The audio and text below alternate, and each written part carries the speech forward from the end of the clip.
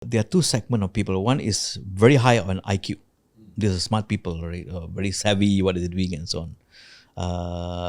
When you come to management level, your EQ need to be very high, right? Because the emotion part of it, basically, because everybody have a vision, everybody have an idea what they want to be and what they want to do. You can work in the best company, but if you find your boss is not there, not supporting you, you won't enjoy the work. And the boss job is basically to identify each of team members, what is their passion and what is their vision that they want to work in the company. Because everybody have their, I would say, objective of working. For technical guys, they want to see how.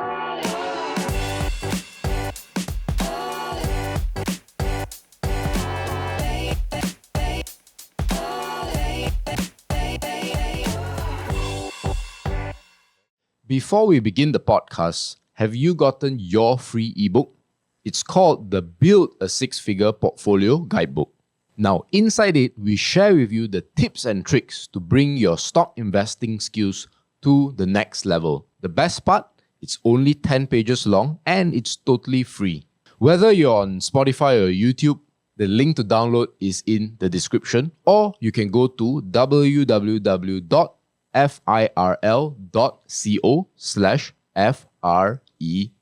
or www.firl.co/free. Alright guys, welcome back to the FIRL Podcast, best place for long-term stock investors. Today, we have Dato Siva with us. He is the non-executive independent director of Media Prima. So we have a high-powered guest today. But every high-powered guest has a humble beginning. And this beginning is one of the most unique that I've ever heard. And actually, you are a... Wait, before that, welcome to the podcast, Dato Siva. Thank you, MJ. Thank you for welcoming me here. Right. This is the first podcast that you've done.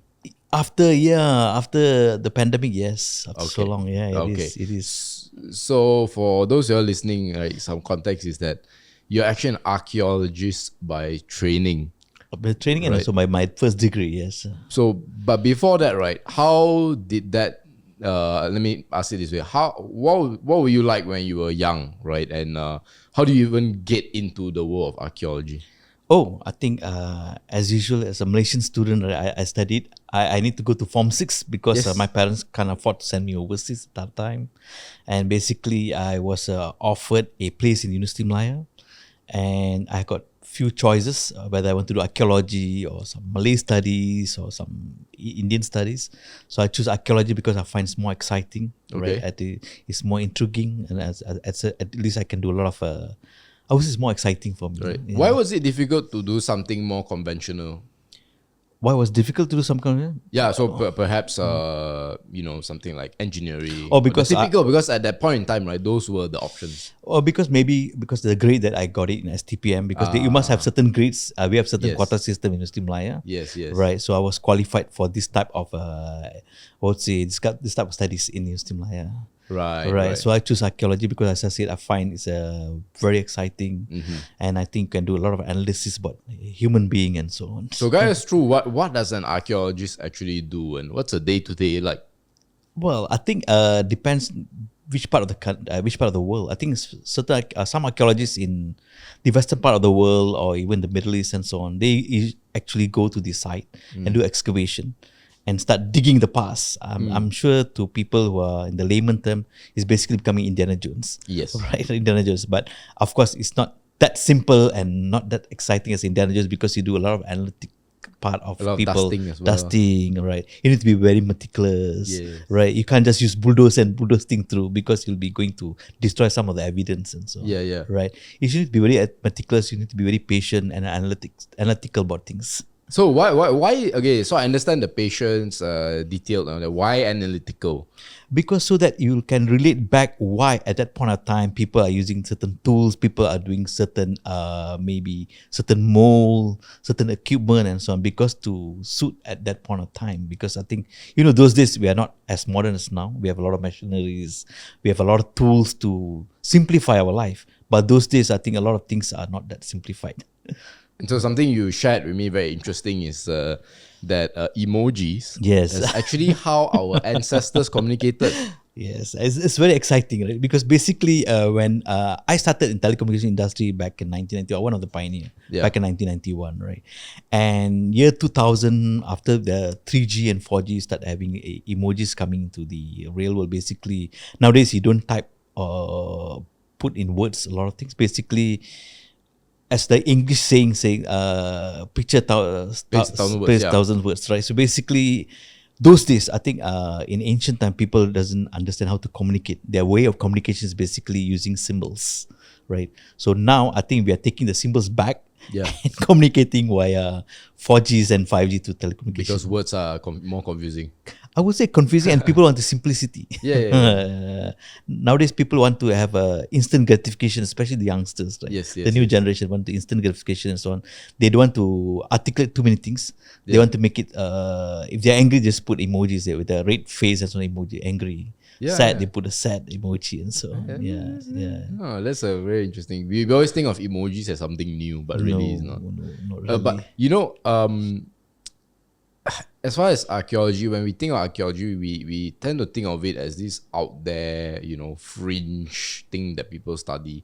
And people often associate archaeology with Egypt, right? Right. That's where we learn, the Rosetta Stone, things like that. Right. But I was actually quite surprised to find out in Malaysia, we do have some archaeology talents, right? And, I said that they were in Penang, I believe, but correct me if I'm wrong if there are other places. Yeah. And is it as exciting in Malaysia in terms of, sites, excavation and all that? I think we have a quite exciting archaeology sites. Okay. But I think we need more encouragement from the government, right? More funding and so on, because it's not easy and it's not cheap to excavate things, right? Basically, the famous Professor Zurana Majid from Penang, my supervisor was Leong Sang Huing and Professor Koo Kek Kim in University of Malaya and so on. Koo Kek Kim. Koo Kek Kim was one of the street is the street name. Yeah. He's one of the famous, I would say, the walking history of Malaysia. Right? Yeah. So I think we have a couple of places my thesis was based from Lembah Bujang in Kedah. We have a few more places in Lenggong, Perak. We have some in Johor and so on. But I think we are not actively doing that at this point of time.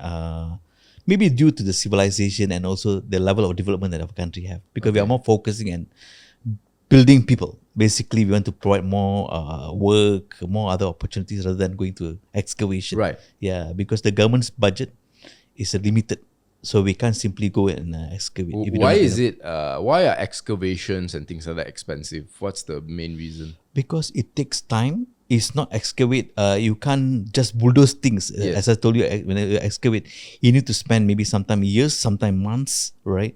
Just to excavate maybe a few meter square feet or a few square feet, right? So it's expensive, it's time consuming and so on. And I think our country is moving towards more developing, getting more people to get work and so on. Right. So that's why our budgets are more skewed towards that, basically to provide more industrialization, factories and so on, rather than spending more money giving to the archaeologists to dig the past. But what can people expect to find? Because we have done some excavations. Right. What can we find here, right? When we think of, Egypt, we are talking about cities, we're talking about pyramids, we're talking about tombs, things like that.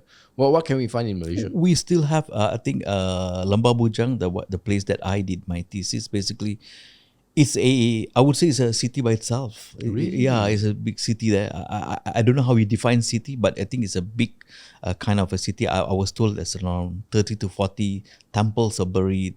Right, it's a complex. It's a complex, it's a complex, right? So every excavation area is a complex. It's not like just one house, a small building. It's actually a complex. Where people, you must understand, last time there's not many place it's a livable place. So basically, they build a complex where people can pray, people can stay, people can work, people can trade, and so on. How far back does it go? This complex that you discovered. What do you date it to? Maybe I don't have offhand. Maybe 1,600, more than that. Yeah. I don't have it offhand, to be honest with you. Right. But a long time. Long time back. Long time. Okay, so This is an investing and business podcast, so Right. we will talk a little bit less about archaeology now, even though I really want to ask more. I understand. But you mentioned you were a pioneer in the telecommunication industry in the 90s. That was the period where Tun M was really bullish on the MSC, the multi-media Absolutely. super corridor. And interestingly, you started out at Sapura Correct. in Yes. the very early days. Yes. So yes. walk us through, like, what was it like in the early days? Oh, it's amazing, right? Because back in 1990, I started immediately after my graduation in University Yep. Malaya. But I started as a sales guy in Sapura, 1991. So that time we start selling. The Chinese used to call it taikotai. It's a huge, Yeah, the big walkie-talkie, right? It's not Yes. a walkie. It's a handphone. It's like a small suitcase, right? It's suitcase size. It's like almost like 15 to 18 kilos, right? And anybody that carries that, they know it's a tycoon. Yes. It's a very rich guy because the price is almost 20,000. Wow, back Yeah, then. yeah. Nowadays you can have uncles, aunties, anybody carrying handphone, even the school kids, right, carrying Yes, yes. handphone. Yeah, yeah. So we started that, and also we start selling some fax machines and so on. Because nowadays I think you don't even see fax machines. A lot of people don't even know what it Don't is. even know what's fax machine. I'm not sure whether you know. Yeah. So we start selling those things. And Sapura those days, as you know, is very well known for their. I would say one of the top Bumiputra company in Malaysia, where all the foreign, I would say, vendors or principal will come to Malaysia and look for Sapura to distribute the product. Even Sapura is one of the first one to do Apple products in Malaysia. Wow. Back then. This must have been the Macintosh. I think so. Macintosh and so on. We were the first one, right? Right. Back then, yeah. We So- tend to think of Sapura now as an oil and gas company. absolutely. But back in the day, it was more Yeah. a tech company or communications company. I would say tech company because we are the first one also to manufacture desk phone and to supply to all the houses to Telecom Malaysia. If you remember those days, the desk phone, right? So basically, we used to supply that to all Telecom Malaysia. That's one of the, I would say, early days of Tan Sri Samsudin got his contract, got breakthrough to in the industry telco. From there, he started building, distributing IT products, telecommunication product ranging from key phones, mobile phones, fax machines, and so on. And also, then he also diverted into IT. Right. So that's why he starts distributing some softwares, Apple products, HP, HP desktops, right, and also laptops. But laptops was very rare those days. Of course, of my course. time, right? If you carry laptops, you're somebody very seniors and so on. Right? What is like, how long were you there for, and like what were your big key learning lessons? Because I can imagine the formative years of your career. Right. You, as the name suggests, it forms you, right? Yeah, yeah. So yeah. what did you learn there? You know? Well, Sapura was an amazing company because very entrepreneurial based. I have a very good set of bosses with me those days, right? And we are given quite a good free hand to develop the business, right? And I think we used to do like selling handphone used to be like 100 million per month turnover of handphones and so on, right? So we used to do billion ringgit of handphone because those days handphone is just booming and picking up very fast. Right? So although the price was 2,000-3,000 ringgit, all right, but we are one of the largest distributor in Malaysia. We carry almost every brand: Motorola, Ericsson, Nokia, you name it. Right, Samsung was not that famous that day, but these are the three brands that very popular brands. Right. I mean, after that, you had before Nokia, which is I will get to it later on. You were also in places like IBM, correct? Correct. Swetel, Alcatel, which is a Scandinavian company. Alcatel was French company. French, sorry. French, yep. And also Maxis, right? Yeah, So this was the period before joining Nokia. correct. What was that like? Because there are many names here. Yeah, it was amazing because I always love technology. Although I did archaeology, just to get a degree, right? I just want to get a degree there from University of Malaya, but my inclination is always through technology. Right. So I did a lot of self-learning of technology. So after Sapura, I managed to join a very reputable operator in Malaysia, one of the top operator, Maxis. So I was a head of enterprise. So basically I was focusing on enterprise segment in the Malaysia. And this was still sales, right? In the Purely sales. I was more on sales management. Always have been sales management, right? So after I was staying there for a couple of years, and interestingly, Maxis acquired my previous telco company from Sapura called Adam 017. I don't think so. You guys remember as Adam. 017 was known as Adam. before Hotlink, right? Then became Hotlink. Yeah, correct. Because that's a brand. Because you must understand how the whole telecommunication started in Malaysia back in 85 to 95. Uh-huh. So basically, Celcom was given a 10-year what do you call embargo. Basically, they're the only operators can do mobile phone, mobile telecommunication. So then after mid 90s, so you start seeing the birth of Maxis. You have Celcom, you got Digi and so on so coming. So because they want to liberalize the telecommunication segment, so Adam Adam stands for Advanced Digital Access Mobile, right? It's called Adam. It's given a prefix of 017, and they were operating for a couple of years, and Maxis acquired the company, and now they rebrand as 01 Hotlink for their prepaid, right? Correct. Postpaid is 012. Right. Yes. Yeah. Correct. So that's how. Then after that I move on to Alcatel. I was so interested see how the Alcatel, the multinational works, MNCs, What are the especially differences? Yes. Oh, plenty, right? But basically they are more organized and structured, right? I think and they do things. I think because you must understand the manufacturer who try to direct the industry. So basically they do a lot of R&D. They want to tell you after 1G, 2G and 3G, how it's supposed to be, what the scope of 2G, 3Gs. Yes. So it's very interesting. So it's a different thing. They have a lot of R&D and so on. Of course, I'm not into R&D, but at least we have the preview of what's happening for the next 3 years and 5 years in those industry, especially on the telecommunication and also the data industry. Right. Yeah. So, what's it like working with, in your experience, like I assume you work with a lot of French people. Oh yes. A lot of Europeans, right? Yeah. What are the different like working cultures? I think in Asian cultures, even now, I think relationship plays a long way and very important role in organization, right? Whereas in a multinational, maybe relationship take backseat. It more on performance. Basically, it's more performance. How you articulate your boss. What's the new plan, new ideas that you bring up to the table to address certain segment of the market and so on.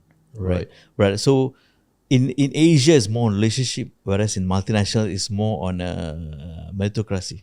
I see. Right. Right. So do you feel like you feel more at home and in multinationals? I'm comfortable both because I like both, right? I think being Asian, I love relationship. At the same time, I like to see things are done in a more systematic way, right? I think more structured way and more with the visionary ideas to bring back to the industry. Right. So correct me if I'm wrong. Right after this, you joined Nokia, and according to our common friend Leon, you were the youngest, I believe, MD for Nokia, the 4 countries. Correct me if I'm wrong. Yeah, I won't say one of the youngest in the country, but because after Maxis, I was in Alcatel, then I went to Nortel. Nortel was very short, to be honest, only 2 years because of the company had a problem. Nortel is the world's biggest telecom company out of Canada, but they had some scandals, and I think basically the company been collapsed, and basically they sell all their assets from the company. Right. Then I went to IBM, right, and after Switel, then I'm Nokia. So I'm one of the youngest to run the countries. I was running 3 countries for a while. That's Maldives, Sri Lanka, and Malaysia. Right. So, sorry, I forgot to talk about IBM. So that seems to be like, correct me if I'm wrong, it's a odd one out there, because I mean telecommunication, IBM. Yes, it's still tech, but IBM is very different. Correct. What was it like? Yeah, I think you must understand when I joined IBM was towards late 2000, basically 2007, 2008. Okay. And at that point in time, in 90s, 80s, even early 2000, people always look at telco and IT are different. It's segmented, right? It's a different box. But if you look at the trend now, it's basically converging. So it's already start converging late 2000s, actually. Late 2000s. That's why I was interested to look at IBM, because I see a lot of things like telco and so on move towards data. Right. Because last time when handphone is only, the most you do is talk. But then you can send simple data. right? Text. But now, text, you're right, text. But now, you can send even your file, you can do emails with a mobile phone and so on. So I already see the trends already moving towards convergence at those times. Right. So that's the reason I went to IBM. So I'm one of the quite rare one in the industry that I can play both sides. I can do IT and also can telco. Yeah, Right. I think that probably stems from your archaeology background, right? Where Yeah. you need to be more of a generalist. Correct. Right? You need to understand how things connect. Correct. Right. Absolutely. And if you want to be more analytical, I can be very analytical and look at things Right. deep, how things are supposed to be shaped and formed. Yeah, that's amazing. I mean, like, so how about like Nokia? Because you join in the period where it's after they've got, with all due respect, battered by Apple already, Right. right? And I assume you were part of a recovery effort by Nokia. What was the context that you were in when you joined Sure. Nokia? Nokia, I think you must understand, back in early 90s, Nokia is the company, right? Basically, the company for mobile phone. Right. All right. You can't go wrong if you say mobile phone is Nokia. Exactly. Yeah. It's like a Colgate for what do you call toothpaste, right? So what happened is I think Nokia didn't move much. I think because people already see they were so contented with their own OS operating system, right? They didn't see the other operating systems like Androids coming in, Apple iOS operating systems coming, and I think they lost the market. So the Nokia that I joined 5 years ago is a Nokia that we already transformed, because Nokia is an amalgamation of a couple of companies like Motorola, Panasonic, Alcatel. They acquired this company, and they also acquired a couple of software companies, and we are basically doing infrastructure, the towers, the radio access network, the core network, the broadband systems, and so on. So the Nokia that I joined is not the mobile phone. I joined the infrastructure Nokia company. And that's the 5G story, right? For 3G, 4G, 5G stories and so on, which is true. Yeah, Right. Correct. So that's more exciting rather than Nokia handphone, right? It's more exciting to see how we can build the infrastructure, preparing the country to move forward. Because you must understand, a lot of people don't understand, telecommunication is a very important multiplier for the country's GDP. Besides construction, because construction provides a very good multiplier for the country, maybe 15 to 20. Commodities, construction, absolutely. architects, things like that. Exactly. So I find it's a very exciting, because the 5G Nokia or the 5G industry that looking at is no more like the normal, the call and just send text. It's basically we are trying to challenge how people think, how people work, because we are trying to industrialize the whole the economy of certain countries, because we can come up with smart city, smart manufacturing, smart health, IR 4.0, industrial revolution 4.0. You can charge your phone with Wi-Fi. Exactly. So it's important. Yeah. It's not just not speed. It's just because even 4G can do, if you're talking about sending data, and even 4G can do it. Yeah. 5G is how you do multiple processing. All right, that's why 5G can run factories and so on, because there are multiple equipment to be processed and multiple data to be processed at 10 times or 100 times speed. Right. Yeah. So when you joined Nokia, you were responsible for 3 countries, right? Correct. Malaysia, Sri Lanka, and Maldives. Maldives, right. So I'm going to guess, correct me if I'm wrong, that it was probably easier for the infrastructure planning in Sri Lanka and Maldives versus Malaysia, because Malaysia, we already have a 4G infrastructure. Or am I wrong to say? No, not really. Most of the country already have 2G, 3G, and 4G. Okay. Yeah. It's just, I would say, in terms of advancement, I think Malaysia quite more advanced, right? Because we can do more data transmission, because our broadband, or I would say our... if you remember, a few years ago, we Telecom Malaysia launched a initiative called HSBB, High Speed Broadband, right? So that's very important, because for you to carry the data, right? Even you have a mobile phone, because mobile phone use the limitation to carry data is there. But if you use fiber, it carries the data faster. Yes. Yeah, to the transmission towers and so on. So what are the challenges in building the infrastructure for 5G? Because I know, for example, that you need to build more towers in order for 5G to be prevalent. Correct. But, based on your industry insights, what other challenges are there by rolling out 5G?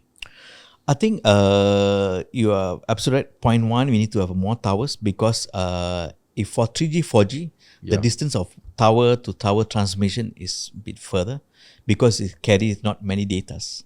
But for 5G, you can have 50 to 100 meter. You need to the towers need to be very nearby so that you can transmit a bigger chunk of data and so on.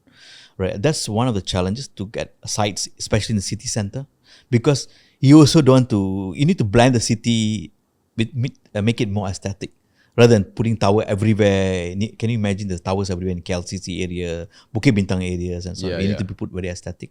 That's one challenge. Second challenge is to fiberize all the towers. You need to fiberize all the tower for that to carry a big data so that it can really perform the 5Gs to the optimum. Yeah. Right. So these are two major challenges, right? And in Malaysia to get a permit to start digging the road, Not easy. absolutely. And we got different municipal council, different state authorities, and so on. It's You not dig easy. one few km, have to apply another one. Exactly. Apply Right. another one. Right. And also, we must make sure that wherever place that we are digging is, I would say, we need to minimize the fiber cut. Malaysia, one of the highest fiber cut in Malaysia. So can you imagine every time you dig, then you lay the fiber, then people cut the fiber, then you get interruption in the services. Right. So we need to be very tactical and look at a real right place for us to put so that it'll be minimal of in term of repairing and so on. And of course, the cost must be immense. Oh, yeah. That's the reason I think the government came with a single vendor. Yes, I was actually just about to ask you Yeah, that because yeah. this was quite a controversial decision. Right. I think the big five telcos, now four, because of the Axiata Digi merger. Right. The big four weren't too happy, if I'm Right. not mistaken. But give me your take on this. You obviously don't have to share your stance if it's a bit too Yes. political, but where do you sit in this discussion? I think I believe the telco operators and the government need to go back to the table. I was part of the initial stage of the 5G planning. Okay. I was with that time the minister was Gobin and so on. Right. So I think there were certain propositions on the table. I believe because this we are doing for the country, it's not the government right or the telco right. I think we need to take a more conducive and consultative approach. Okay. We should sit together, all right, and form a right thing for the country. As I said, 5G is not about who can talk faster, which country can have a fast can call make and more so money. on. No, as I said, it's a very important component for the country's GDP. Right, there's going to be a very high multiplier of the country, and I can tell you some of the new multinational that are looking at to invest in this country. 5G is one of them to tick in the box whether this country have 5G, because they are looking in few years time.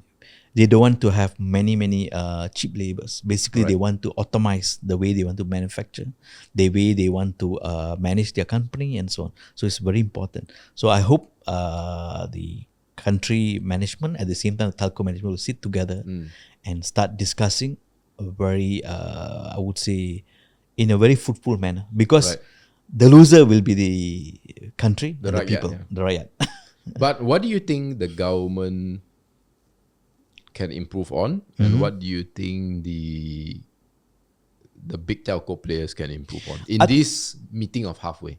I think my take, I've been from day one of 5G, even before 5G, right? I was part of the panel and the group that we formed the 5G consultative industry. We got around 60 members from the ecosystem to look at the 5G. I think the communication was a major issue.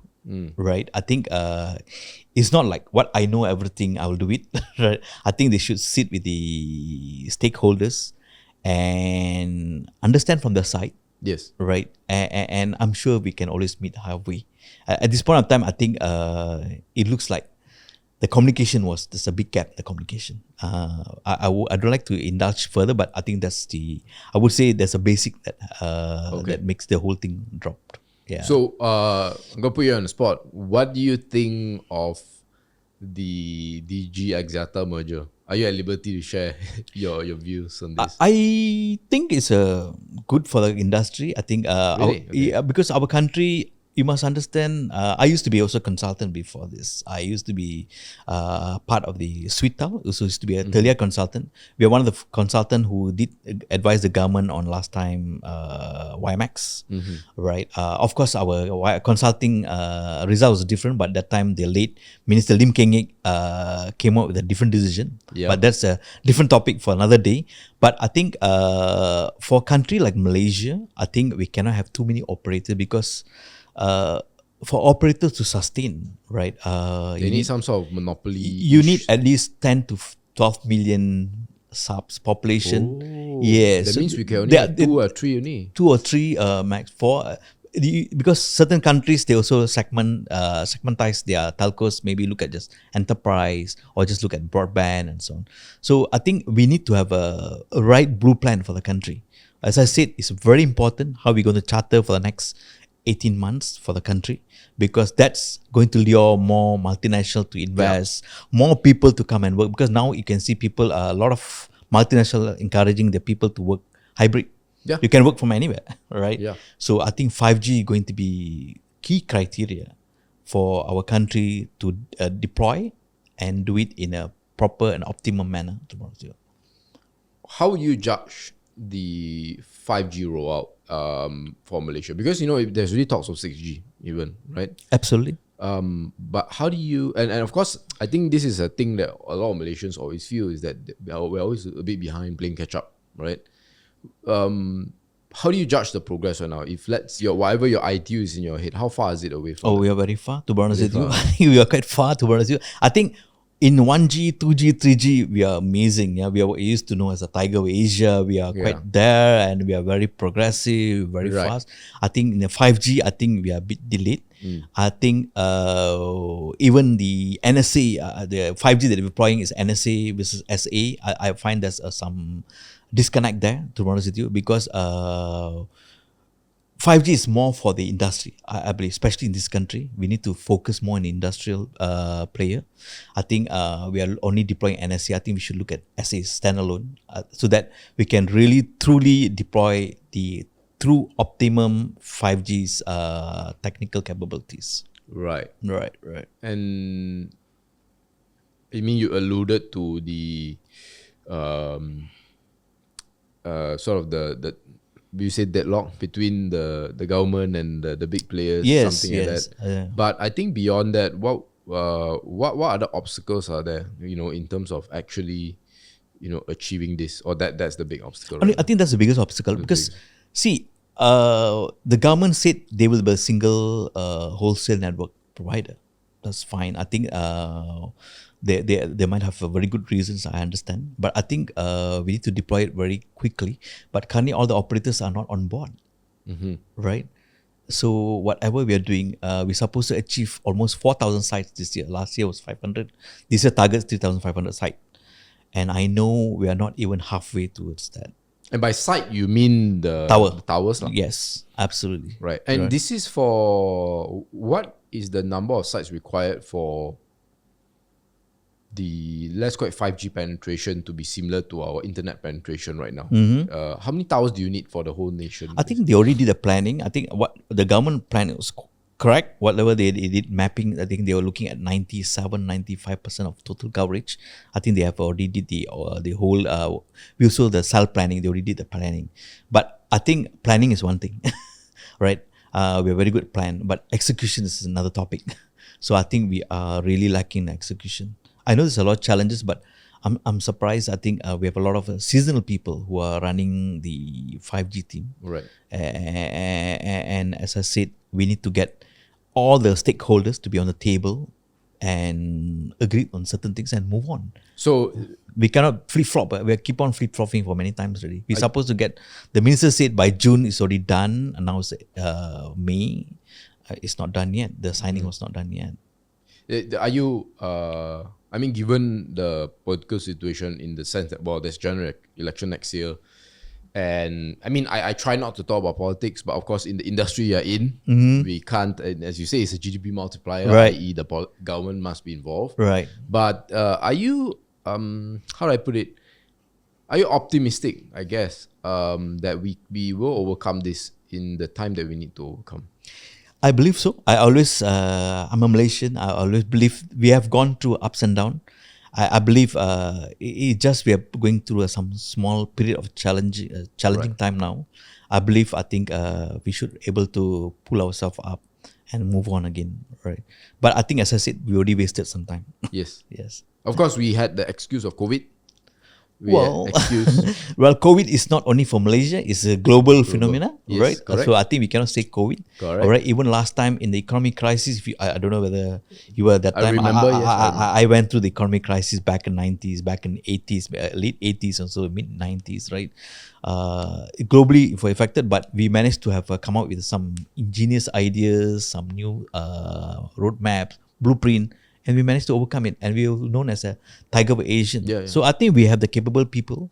I think we just have to sit together, get all the stakeholder, put our ego aside, put our self-agenda aside, worry about the country, worry about the next generation.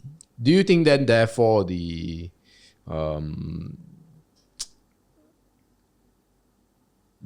that really what will help is a much stronger government, because right now the parliament is not what it used to be. Right. We have way more factions involved. Sure. Do you think that is contributing to you mentioned words like flip-flop, you mentioned things like we are behind. Do you think that contributes? Definitely, for sure. I think not only for country, for family, for maybe corporate, right? For even associations, you need to have a solid team, right? So you cannot have a fragmented team. Yes. Right. I think the family, the politics starts from the family. If you, since I'm an archaeologist, right, the Greek word of politics come from the Greek word. It basically start from the family. If the family unite, then they build a community. If the community unite, they build a country. So that's why we're having this problem now. So, I mean, obviously you cannot name names, but you do speak to a lot of people who are very politically linked to the government or what are the government themselves. What is your gauge of the mood right now? No, I speak to a lot of political people. I speak to a lot of industry people. I speak to many people. Yes, right? yes. Yeah, I think the gauge, I think everybody having the same idea. I think they have to make sure that put the things aside. I think let's move on. I think what's done is done, right? I think we need to really. Good thing is they are really thinking how can we move forward with the country, right, and also contribute to the riot, all right, so that we can start getting FDI in. We can hopefully our multiplier in the GDP is good, and we can grow our GDP. Right. So that's more on the government side. So let's put yourself in the shoes of the big players, right? What sort of players are talking about? The telco players. Telco players, right. The Maxis and even the TMs of this world, right? Sure. There's a fear that with things like single vendor and all that, and even 5G also, they may not be as profitable anymore. So today, since you were running Nokia, right? No more. It was. How would you make the telco industry more profitable? Because I can tell you for a fact that it's a commodity, right? Data, things like that, commodity. Someone offers this, someone else is going to start cutting prices and giving you free iPhone, left, right, center, things like that. Right. The only sort of business in the telco industry that I'm impressed by from a business perspective is Timecom, right? Because they have that unique advantage of not having to fiberize the whole country or to bring internet to the whole country, so their cost is a lot lower. But if today you were running a telco, how would you navigate the competitive landscape? Because it's really not easy, right?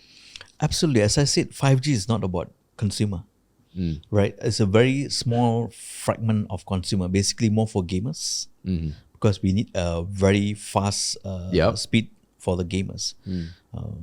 Well, we have like almost 122% penetration in Malaysia at this point of time, right? I think basically almost 40 million users of a mobile phone and so on at this point of time. I think we need to really rethink how we want to position 5G. It's more important to look at IR 4.0, right? Digitalization in the country, because 5G is part of the digital agenda of the country. Of course. Right? But we are talking about it, but I don't see anything concrete. As I said, we have a lot of plans. Yeah. But the execution part is not there. And I believe they don't really have a lot of industrial people who understand how to do the blueprint, how to move this thing. That's my small comment, because I think everybody just looking at a very superficial or very surface manner. They need to look at deep how they want to move this thing. Right. Right. And I think Malaysia have a lot of opportunities actually. We're one of the biggest manufacturer of rubber gloves, right? We have one of the important manufacturer of chipsets back in Penang and so on. So there are many ways to look at things, how you want to segmentize, how you want to prioritize the way you want to deploy 5G. Right. Yeah. So how would you do it? Like because it's relatively new, how you package things? 'Cause I'm boiling it down to a very simple level, right? If I go to my telco provider, they say you got X amount, you Right. pay X amount of money and all that. What kind of packages will you build for? Of course, this is in theory lah right now, but how will you build these packages for? Let's say, let's say Top Glove comes to you. How will you structure a package for someone like Top Glove? That's industry. I would say a simple thing that we did in when I visited my factory back in Nokia, right? Basically, that was 2 years ago when I brought some of the telco operators from Malaysia. I won't name them. I brought a very senior CEOs and so on to visit our factory back in Nokia those days when I was in Nokia. So we used to have 200 plus people, right? We redesigned the factory, all right, and automized the factory. We only had 25 people working in the factory, right? And we start putting a lot of robotics arms and so on to do the manufacturing, right? And you don't get these MC issues. You don't have people not coming on time, taking long coffee breaks and so on, because the factory works on the clock and so on. So our productivity increased by almost 30 to 40%. Our cost, although initially was increased, but over a period of time, right, it decreased. In fact, the productivity went high, the revenue went high. Okay, so two of my neighbors are the famous glove manufacturer in Malaysia, Harta Lega and also Supermax. Right. My neighbors are practically next door to my house, right? So basically, I think the government should start talking to people like MITI and so on, see how can we look to incentivize those guys to start automating their factories and so on. At this point in time, I know they got tens of thousands of foreign workers, right? And it's not easy to manage them because they have their own issues managing foreign workers and so on. And I think one of our blueprint is basically we want to do more on a less labor incentive manufacturing, smart manufacturing and so on. But I've been seeing the government's talking, but I haven't seen anything concrete blueprint. So I think people like MIDA, MITI should really look at this. So as I said, 5G is not only the operator. All the other stakeholders, especially from MIDA, MITI, the Minister of Communication, Minister of Finance, should really look, right, and come up with a real blueprint. As I said, the panel that are looking at it, I think they don't have very seasonal people who are looking how to structure this whole blueprint for the country. So you say that if you were in let's say if you were the Prime Minister, right? Oh, no. You That's will far-fetched. But you will bring in the industry leaders themselves to see what they need and how the telecommunication industry can serve them. Absolutely. I think, as I said, 5G is not about consumer. 5G is about enterprise. Not only the glove manufacturer. There are so many SMEs too, right? Yeah. How can we, because SME is always also a big, I would say, contributor towards 60-70% of the economy. to our GDPs. So I think we don't have enough those kind of engagement. Right. Yeah. So you were in telecommunications. 30 years, 32 Right, years, 30 years. telecommunication IT. That's it. But then now you are in media, right? Right. You are the one director of Media Prima. Right. They have many brands that Sure. we are familiar with. And what made the switch? Yeah, one of the reason I was honored to be called to be part of the board in the Media Prima. So basically, one of the reasons that I was the thing is we have 5 segments of business in Media Prima. Basically, we have 2,000 plus, almost 2,300 towers, billboards. If you see the CalCC digital billboard, one of the biggest digital board in BSC, we also have static billboards, almost 2,000 plus along the highways and so on. The other thing that we have is a wow shop. I think Yes. Workshop is also part of a Media Prima group. We also have 4 newspapers.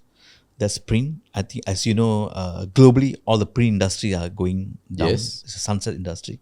Then we also have 4 radio stations. We have 4 TV stations, right? And Media Prima have one of the largest content library in this country, largest and oldest content library, right?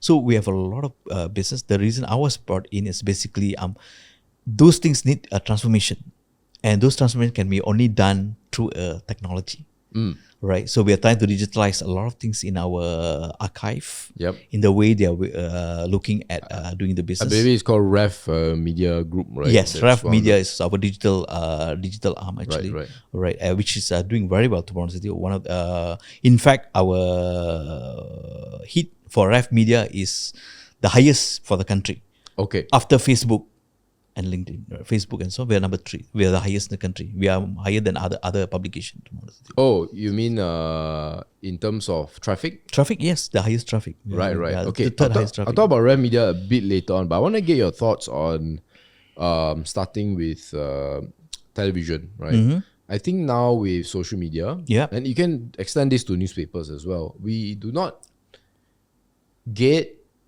a big chunk of our sources from traditional media, Right. because it's very simple. Let's use the Ukraine war, for example. We can get updates straight away from our phone. We do not need to wait for a newspaper the True. next day like last time. True. And we don't even turn on the TV for news anymore, right? It's more for to watch Netflix or football, right? And we also look at the people like the Star. 5 years ago, revenue was like almost $500 million. Today is down 80%. Yes. Right? Nothing they can really do about it. How is Media Prima's plan to keep the TV3s, the NTV7s, and the New Straits Times afloat? Because I mean, Facebook has essentially, pushed you guys to the side. Now with guys like TikTok, it's even faster, right? Right. How do you navigate this sort of environment? I think I'm not privileged to reveal a lot of things, but I think on surface or on broad on a broader point, I think you can say we have a very good team. I would say Media Prima have a very young and very good team. To be honest with you, and as I said, Ref Media is our number 1 now. Actually, they have been number 1 in the country, right? So we are looking at how streamlining the print media, the TV media and so on into the digital media. So we have some plans towards that, and we are very confident how we can go to navigate the market and so on. At this point of time, we are very confident, and we have a very solid plan. For next 2-3 years.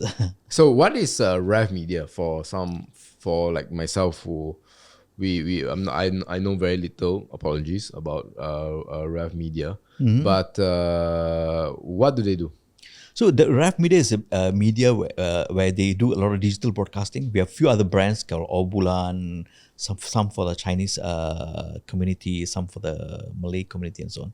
There are a couple of, would say, like your podcast, they have a couple of different genre, addressing different segment. Maybe for some news, some for maybe games and so on and so forth. So it's a collection of channel to do digital medias. Right. Which area in these segments, in this Ref Media are you most bullish about? Of course, you are positive on all, right? You think all are going to do well. Is there one that you feel like it's going to be good? I think most of them, to be honest with you. Really, I think those guys, I think you should talk to our CEO next time. I think we have a very solid plan. In fact, the current CEO that we're having, group CEO, is actually from Ref Media. So he founded Ref Media, and he was because Media Prima bought over Ref Media, acquired, right? And from there he become our group managing director now. Right. Yeah. So I know you can't share a lot, but maybe you can give us something that might be exciting that does not jeopardize your position. Is there any such things? In fact, we are coming with a few you will see some excitement market within next 60 days to 90 days. 69 days. Yeah, Okay, yeah, yeah. I will remember Yeah, that yeah, definitely. yeah. Now, there's one thing that I want to ask you, which I found quite interesting, which is Big Tree and Primeworks, right? Right. How do they fit into the strategy? So Big Tree is Primark is actually our media from the, I would say that our advertising board arm, right? It's advertising boards and so on. Big Tree, because we acquired Big Tree, we have a majority shareholder in Big Tree at this point of time, right? So I think this is the outdoor advertising that we do. So you must understand in Malaysia, the biggest, I would say, omni-channel media group, not only in Malaysia, I would say one of the Southeast unique Asia. one in the world. Really? Yeah. You can Google and see. I'm trying to Google, and so I would say we are one of the most unique one omni-channel I would say company in the world, because we have, as I said, billboards. We have TV shops, Wow Shop TV. We have a print media. We have a digital media. We also have audio, right, and TV. So we're one of the most unique one, because even you compare in Malaysia, there's I don't have to name them. There's not many media company. Yeah. You just name one of them. Star, Yeah, we have Astro. They don't have a full gambit of product like us. Right. Yeah. Yeah, the one-stop shop. Absolutely. That's why the advertisers love to come to us, because if they come to one of the media, we can put them in all multiple media for them. How do I always want to understand a bit about inner workings? Of course, you're not gonna give specific details, but how do you usually work, right? When they come to you, how do you rank, like, okay, if you are in radio, this is the amount you have to pay us. If you want it to be on NTV7, this is the amount you pay. How do these dealings usually happen in behind the scenes? Right. So it's not business. So what happened is, the last 2 years we have formed a company called Omnia. Omnia is a single platform, right, which will be negotiating on behalf of all the platform that we have now, right? So that if not, you don't have to go to every individual platforms, right? That's going to be difficult for advertisers like you or industry players and so on. So you just have to go to our Omnia team, right? It's headed by Dato Michael. So you just talk to him, and he will give you the right package. Depends on the segment and the product. In advertising, is 4 P's, right? It's a price, product, place, right, and promotion. So Price, product, place, and promotion, right? okay. What is people or people? They call. or people? Yeah, people. 4 P's. Okay. Walk me through these 4 pieces. Sorry. Walk me through like these 4 pieces. No, usually when you do sell product, certain even any you advertise, is you target as 4 P's, right? People. Okay. Right? What's the price? Right. Right. Yeah. What's the promotion you want to do? Okay. Which place? All right. You cannot sell maybe say about you want to do some sambals. You cannot sell to crowd in Kuala Lumpur. It's more suitable for Kelantan, Terengganu, and so on, right? So it's more for the place. Certain products suitable for certain place. You can't sell everything to certain place. Okay. Yeah. So, in terms of the deals that you will make with the advertisers, right? Do you all track the things like your retention? Oh yes. Things like which is your most profitable clients, things like that. Are you at liberty to share any of these? I can't share, but we have our own now with AI, right? Yeah, you have to. With AI, we have everything, right? Basically, our data collects everything, right? So, for example, if I advertise product A, right? What's the viewer like? Where? How much can we sell? How long have we been selling this, and so on. Same even in the billboards. All right, we know what's the eyeball like, right? How many people are looking at that? Because sometimes we can put certain QR scans and so on, so we know exactly, we can track certain things and so on. Yeah. I mean, since you look at the data a lot, were there any patterns that you recognize in Media Prima that surprised you? I wouldn't say surprised, but I think it's all been planned and strategized. So whatever I would say, as I said, the Media Prima team, we have a very, very good team. Right, as I say, they're young, they're very dynamic. At the same time, they are very tactical. With the current CEO and also the whole management team, they're very tactical, and it's not by chance, by luck. It's all been planned and strategized, and we craft towards the strategy. Yeah. Okay. Yeah. So, I mean, before I move on to something a bit more personal, what has been your big learnings from being in media? Because in the telecoms industry, in IT industry, even though you were doing sales, a lot of times you were selling, um, physical products or things like that. But with media, you're selling something a bit more intangible, right? You're selling content. Right. What are your big learnings from there? I think is how you craft emotion of people. So basically, how we tickle the emotion, right? Because a lot of a lot of things are impulsive, Yeah. right? So I think it's how you get into the emotion of people and make them feel good and feel that, yeah, I need this. Yes. Right. Yeah. It's very emotion things. And So it's more on a psychology of people and so on. It's very interesting. It's a totally different. but of course, Media Prima is in an area that can almost control, right, the narrative, right, for the country and all that. How do you navigate the politics? Because a lot of people will know about what's happening through you guys, right? And therefore, you guys have the ability to put on a certain narrative. And you also have to deal with a lot of politicians who may have influences, right, in Alright. the media structure. Right. How do you, of course, you are non-executive, but if you were in an executive position, right, how do you manage all these presumably very high-flying people? No, I think at this point of time, you can see the way Media Prima broadcast the news or even print their news and so on. We're quite neutral. I think because I think gone were the days that we've been controlled and so on. But basically, we tell as it is now. I think that's why I can see our readership or viewership is very high. Right? It's not seen a very biased and so on. Right. Yeah. Like you mentioned control. That was very interesting. Like you felt that in the past, there was a lot more influence to swing one way or the other.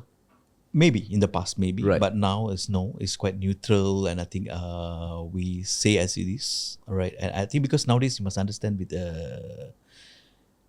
it's not like those days, right, that you can control the media. Now we have multiple media. Yeah. Even you can be a Yeah, media yeah. house in yourself, right? You Yes. have TikToks, you have Facebooks and so on. So you need to balance that part. Yeah.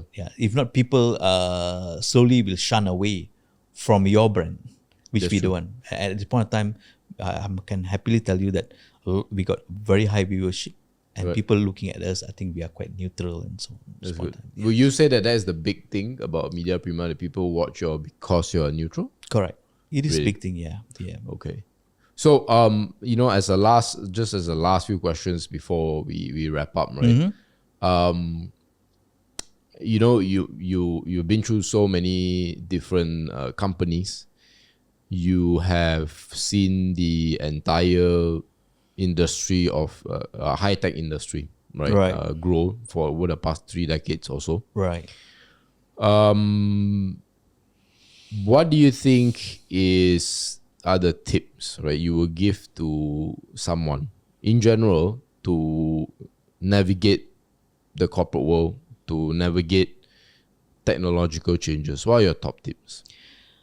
I would say not only corporate. I think even the young people who are coming to the working industry and so on, right? The industry. I think a lot of them think that they must work smart. I have my cousins. I meet a lot of young people. They want me to be a mentor and so on. I think you need to be very work hard. Then you can be smart. Okay, explain. Correct? Because I think a lot of people, they said if you're not working hard, they can be smart, right? But you can't. You need to work hard so that you will understand the corners and also the junctions of life, right? So that then you can be smarter when making next decisions, right? But some people, they say, no, straight away. I've seen a lot of conglomerates, especially local conglomerates and so on. They straight away put their kids become the big bosses and so on, which I think I wouldn't say is the right way. I think the kids should go 2-3 years, go and work from other industries get the knowledge how the other industry or other companies working, and bring that back to their own industry and improvise. Yeah. So I always encourage that. So if I summarize what you're saying, it's that sure, work smart, but how do you know what's smart and what's not smart if you don't work hard? Absolutely, because you don't go through the mill. They said this. Yeah. There's old sayings that you must go through the mill. Yeah. Right. You can't be that smart. You need to earn your dues, right? Yeah, exactly. But how do you manage people? Because you don't reach where you are without dealing with people. And of course, you met all sorts of people, right, correct. in your life, right? Sure. What are your tips for that? Because I know a lot of people, especially a lot of our listeners, they are not. They will say that they are not people person because people like finance and all that. They're more of the technical side of things. How do you? What advice will you give? No, I think there are two segments of people. One is very high on IQ.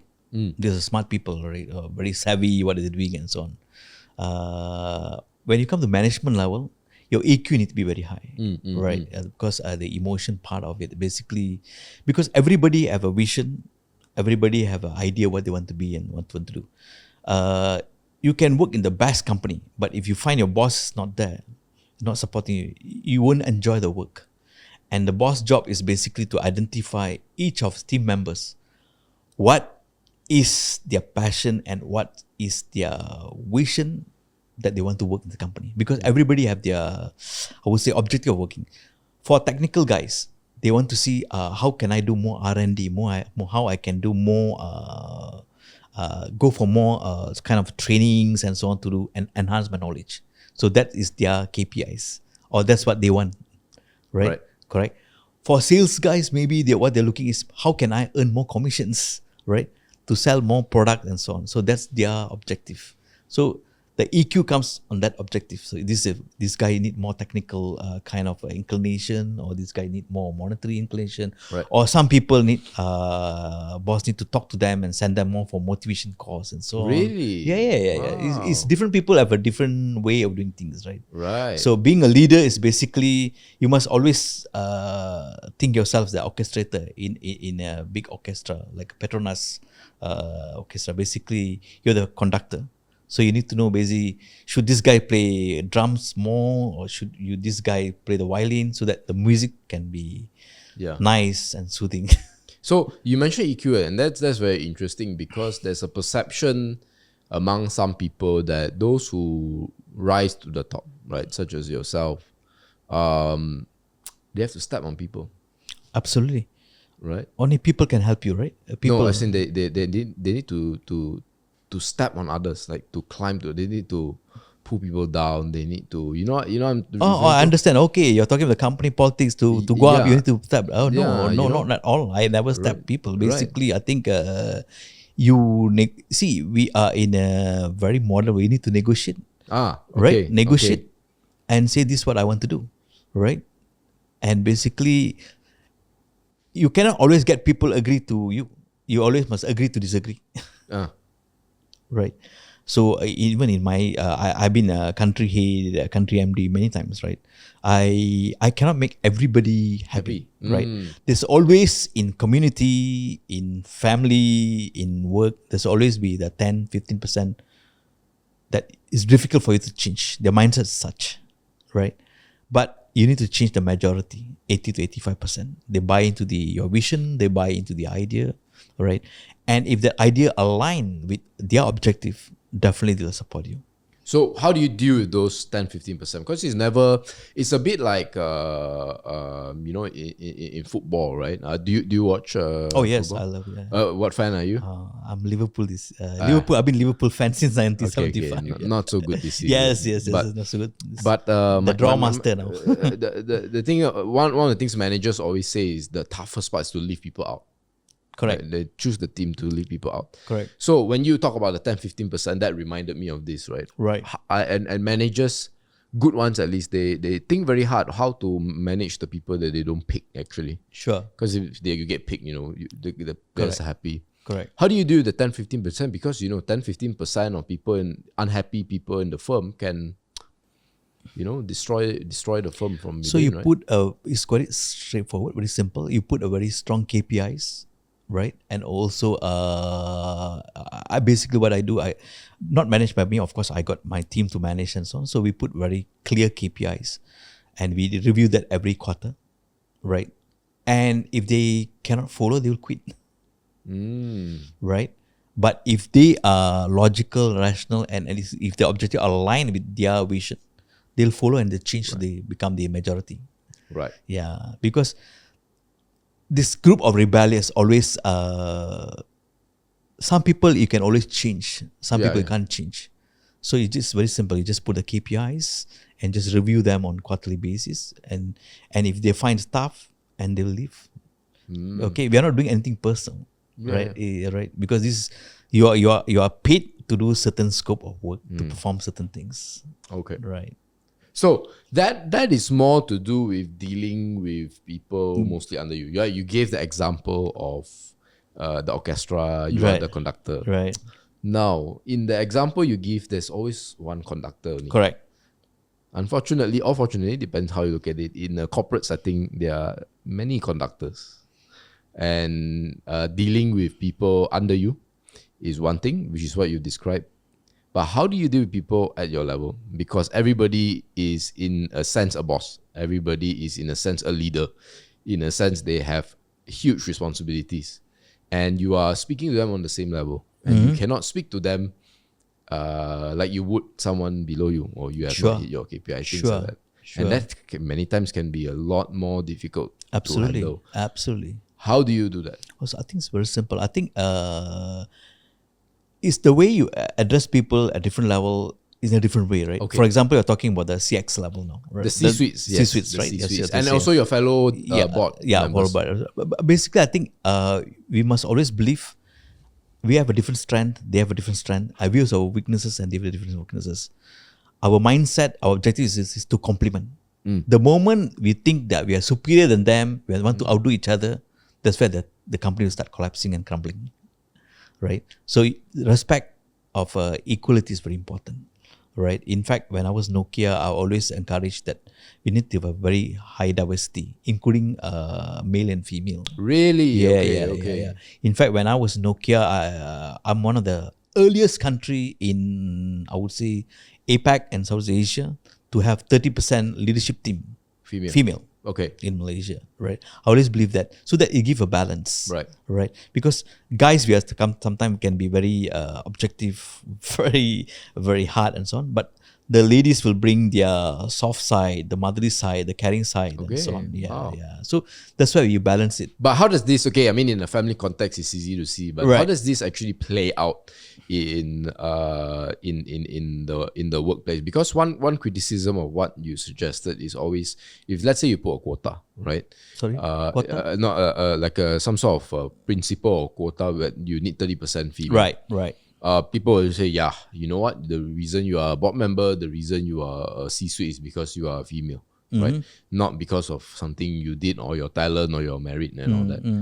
But how does this actually play out in your experience, where the female provide the balance? Because what's wrong if it's just all male, and what's wrong if it's all just hard and without that female element? Okay, I disagree with your first comment. I think we have a lot of great female leaders in Malaysia. Yes. I think we have a lot of great female. It's just we didn't give them the avenue, the chances for them to be there. Yeah. Right. I think it's like food, right, or colors, right? I think you need a different color to make it the world brighter, beautiful. Same goes to food. I mean, it can be same ingredient chicken, but the way you cook it and so on is different.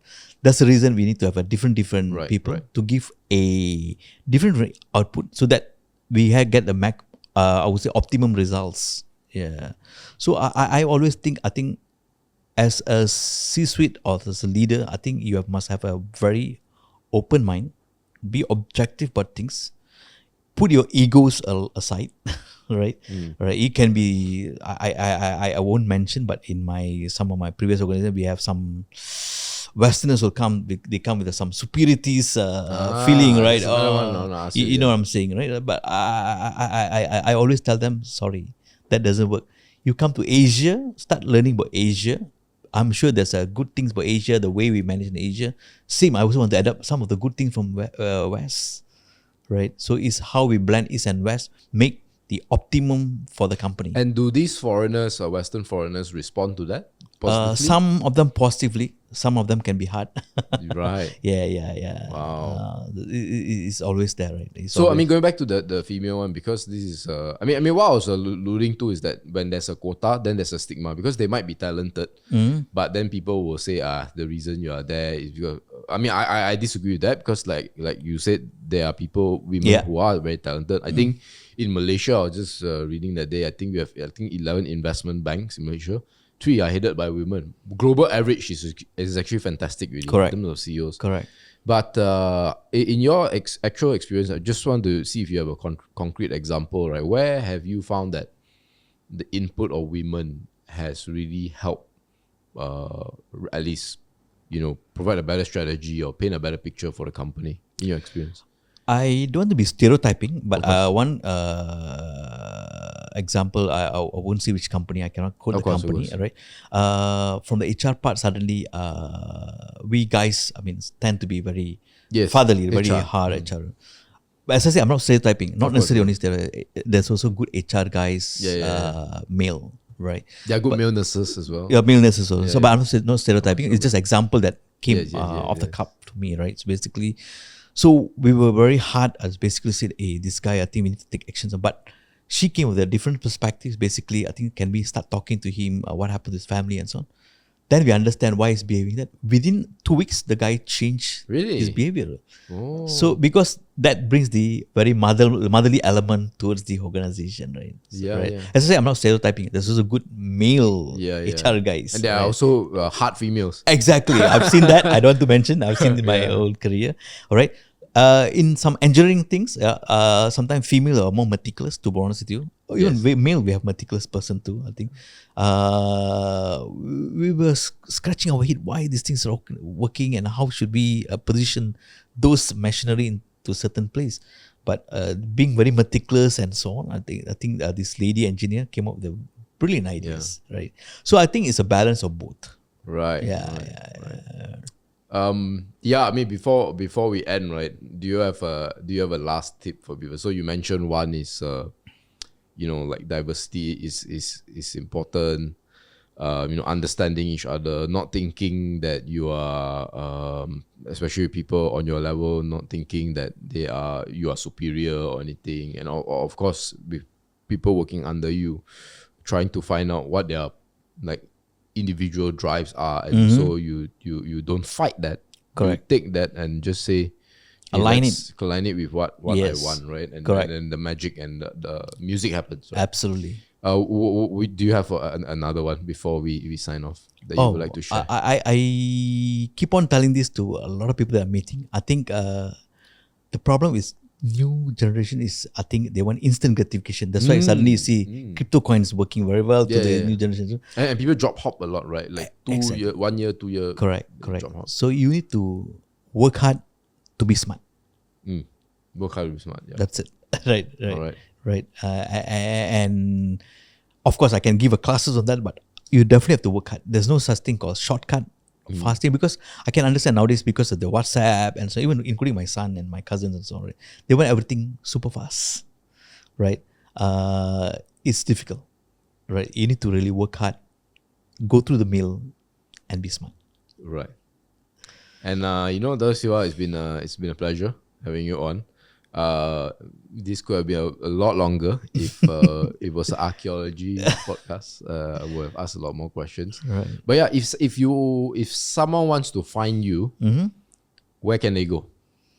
Oh, they can look at my website, not website, my email. I can give my email. Okay. siva3003@yahoo.com. At yahoo.com. Yeah. Do you have Instagram or a LinkedIn? I have Instagram, but I'm not active. Okay. I'm not active in IG. Okay. Right. I've got LinkedIn, of course. My LinkedIn is there, Siva. I'm in Facebook. Right. I'm very active in LinkedIn. Right. Okay. So you can always reach out to me on that. Okay, thank you so much for being on the podcast. It's been an absolute pleasure to get a rundown, right, of the telecommunications industry and all that. And yeah, guys, if you enjoy this sort of video, go like, comment, subscribe as usual. Head on to Spotify, right? You can listen to us there as well. We put Dato Siva's email in the comment section. And signing off, I'll see you in the next podcast. Thank you.